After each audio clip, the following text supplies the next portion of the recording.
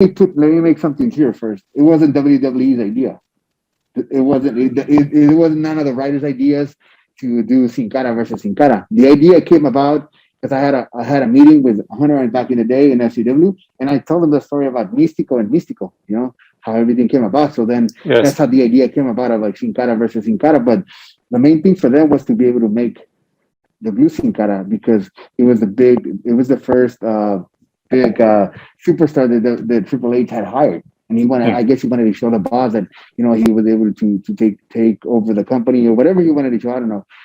But it wasn't nobody's idea. Obviously, as the story came along, we used writers and other things like that. But the main idea wasn't their idea. It was my real life story. So that's why everything came about. And at the end of the whole deal, I think we did it very soon. We could have kept telling that story for a long time because I don't think I've ever seen a heel mass wrestler in WWE. It's always been a babyface.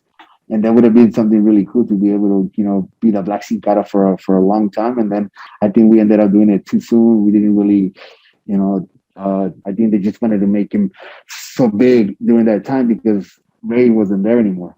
And they needed this big Mexican star, with a mask on. And that's the thing. But it was fine, when I was there, the beginning, we had a talk. I told him, I don't know you, you don't know me, but I'm here to work. That's the main focus for me, and I just want to be able to have good matches and showcase my talent and be able to show the world what we can do.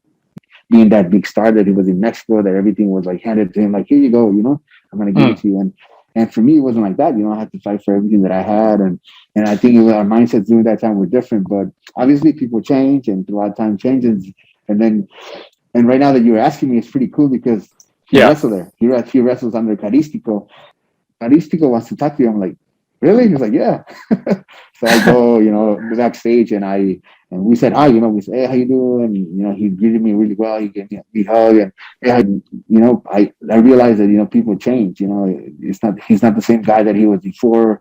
A little selfish, a little into himself, and you realize that throughout time and as we get older, we get more mature, and he realized that nothing lasts forever.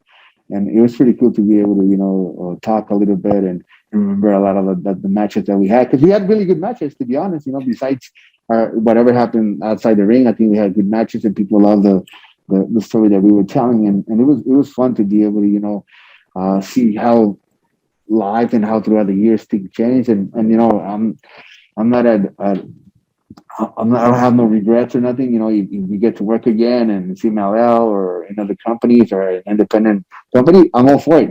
I don't have a problem with it.